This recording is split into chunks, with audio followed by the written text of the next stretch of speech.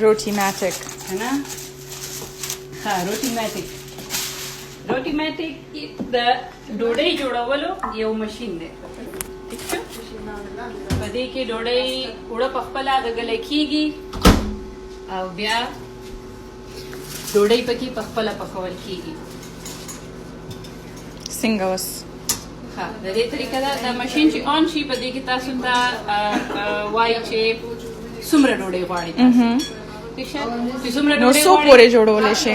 دا 100 پورې ډوډۍ په یو کنټینر کې. دا د دې کنټینر دي درې. په دې کې یو کې وړۍ، په یو کې اوبۍ او په دې شاته کنټینر کې غوړي. تاسو ورته چې څومره غواړئ هغه عمره ډوډۍ نمبر ورکړئ او بیا پلی دا بټن ده دا به ووهئ او دې ته ووایئ چې دا ډوډۍ پخول شروع کړي.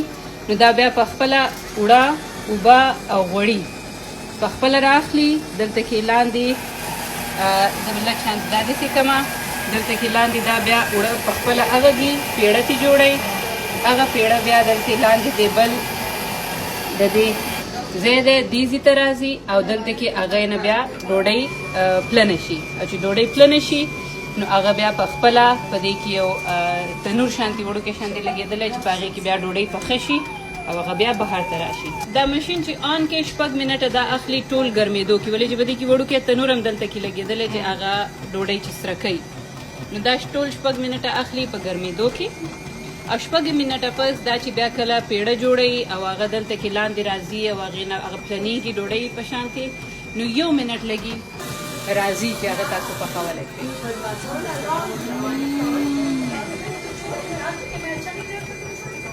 ګرمه ډوډۍ دا جوس تیاره ډوډۍ پرته ده.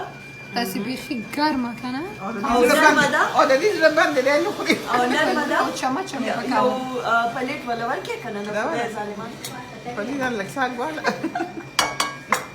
دا چې دی دا به داسې کو you know.